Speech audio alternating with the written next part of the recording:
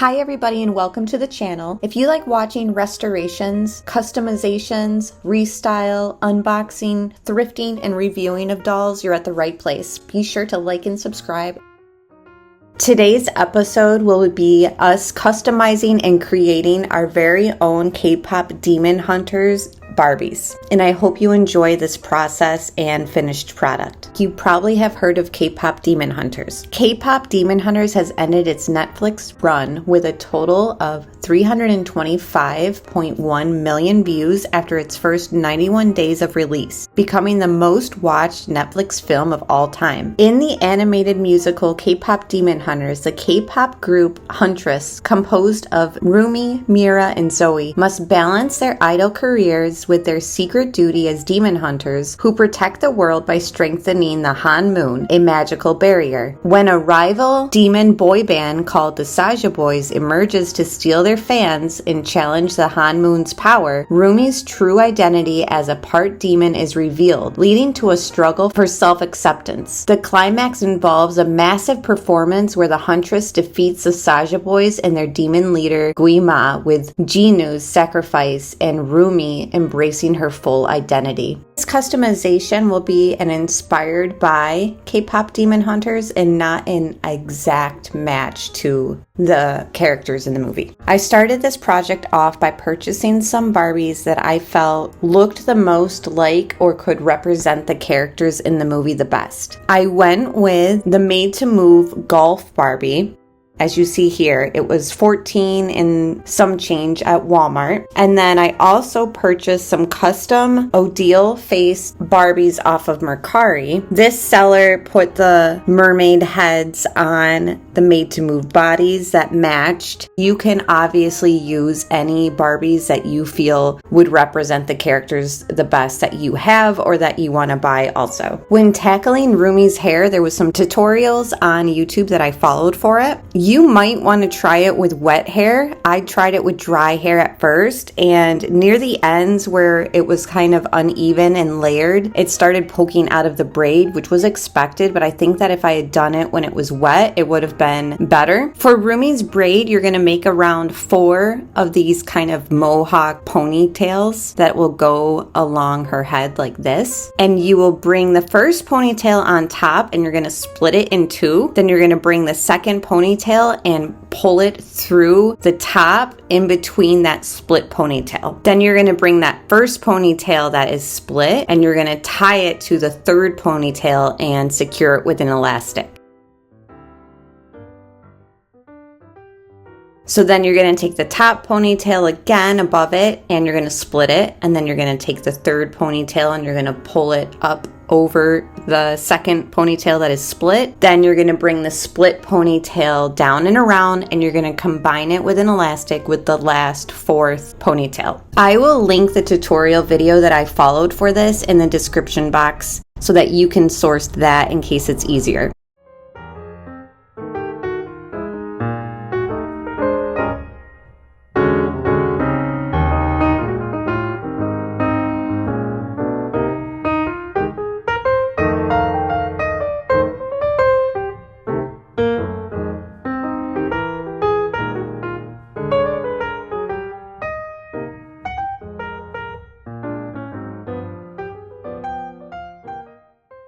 Once I got her braid completed, I brought it to the sink, poured some hot water over the braid to kind of seal and push down those frayed pieces at the bottom that were sticking out. And then I poured ice cold water on top of it and actually put it in the freezer for like 10 minutes. I also wrapped it in aluminum foil to kind of keep the frayed pieces from poking out even more and to reform and retrain those hair pieces to kind of stay intact with the braid. And then just let Rumi's doll sit out overnight. I also went ahead and washed the other 2 dolls' hair as well. It's just easier to restyle and retrain their hair. Once I pulled down the black hair for the Barbie who will be our Zoey, I put a rubber band, a clear, tight rubber band around the hair to kind of retrain the hair to become bangs eventually. Once I washed their hair with Dawn soap and hair conditioner,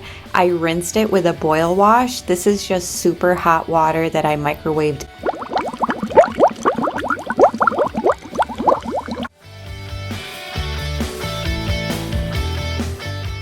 And I'm gonna just let these girls' hair dry. Once the hair was a little bit dried, I went ahead and just styled the Barbie's hair, who will be our Mira. And of course, I put them in the 2 ponytails that look like this. Very easy and very cute. Mira's hairstyle also has 2 strands of hair that are pulled down a little bit past her chin. So I went ahead and cut those to kind of replicate how Mira looks in the movie. I would say a main part of their style is their jewelry. None of the Barbies had their ears pierced, so I took a thumbtack and went ahead and pierced them myself. Don't use Barbie earrings. They will not fit. Barbie earrings nowadays also have something on the end of them that kind of hooks so that they don't fall out easily, which is good. But yeah, do not try to use Barbie earrings. They just won't fit in the thumbtack hole. You will have to use real earrings. I actually had some studs and nose rings that I've never used that I used for their ears, and these were actually perfect because they have like an L-shaped peg on the end, so that once you put it in, it kind of is a stopper, kind of like the back of an earring, so that it doesn't fall out easily, which is good if you have little kids under 3 crawling around. But you can use studs. You don't need to use the ones with the L shape at the end. So this is how Rumi's ears look.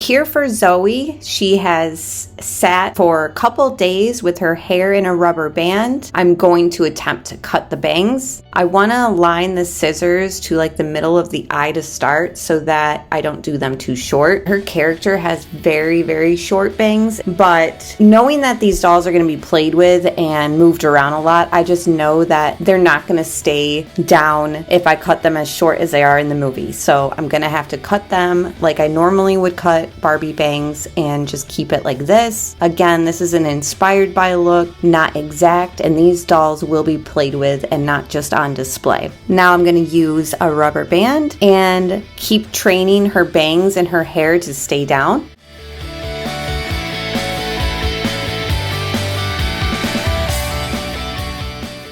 I'll use a little bit of hot water, cold, to shock it and seal it. And I don't know if this process of it putting in the freezer helps, but I also did that too. And let that sit out again overnight. To dress these dolls, I used a lot of the stuff we already had from other dolls. Mira's look was inspired by these outfits that she has in the movie. So I've got the pop star Barbie, and I've also got the LOL doll. And that is how I came up with Mira's outfit. The black shirt she's wearing was from like an Amazon pack of doll clothes, not Barbie brand, just random doll clothes.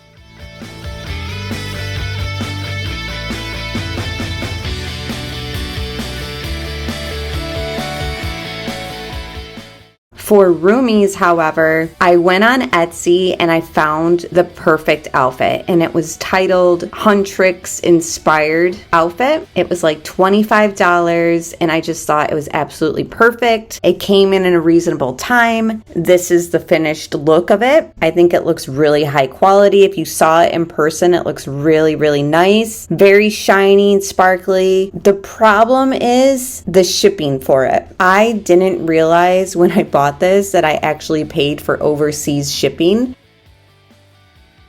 which pretty much was the same price as the product itself. Had I known that I spent that much on this outfit, I probably wouldn't have got it, and that was my fault. I just wasn't paying attention at all and didn't expect it to be overseas shipping, I think. And yeah, do I love the outfit? Yes. Is it worth the overseas shipping being just as much as the product itself? I'm not sure. If you live over in Europe and you don't have to pay for the overseas shipping, I would highly recommend getting this. Or maybe you just don't mind at all because it just looks good. Then here is the Etsy page that I got it from.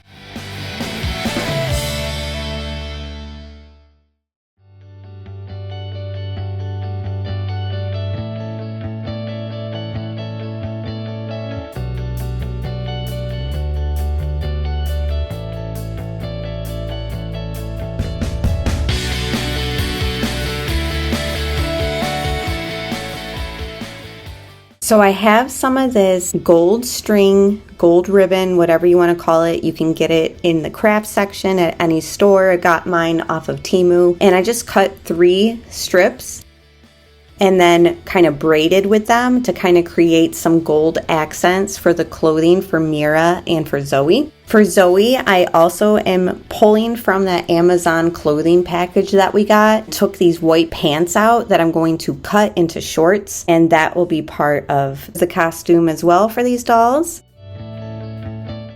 Zoey's look was inspired by these 2 outfits that she wears in the movie.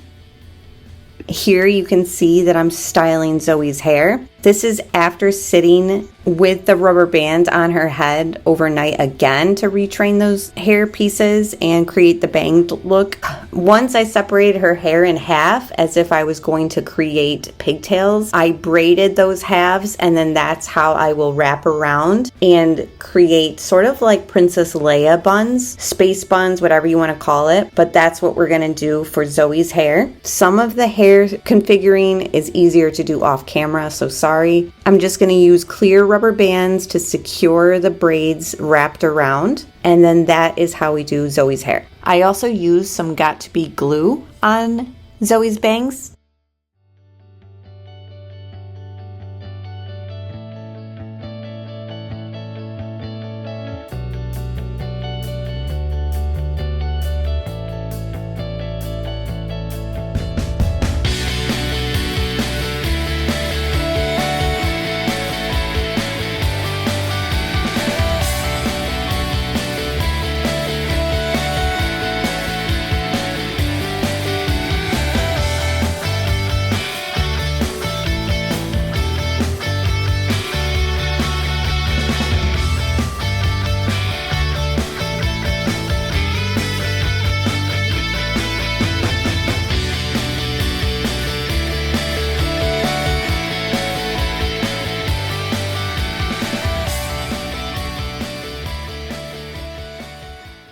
Zoey also got her ears pierced as well once her hair was completed.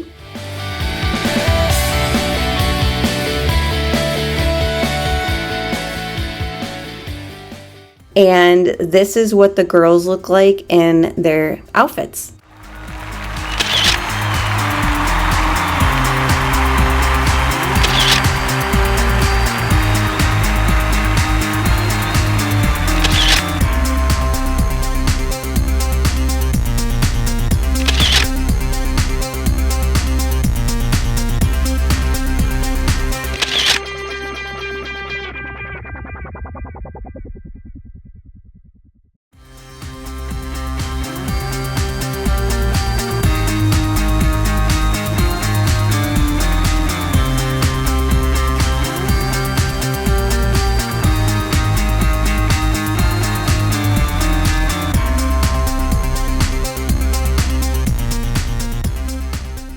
We also ended up switching the skirt with the shorts between Zoey and Rumi to kind of make it more like the movie, but you can mix and match all you want, and there will be restyles for these dolls coming in the future, so please like and subscribe and join us for more K-Pop Demon Hunters content.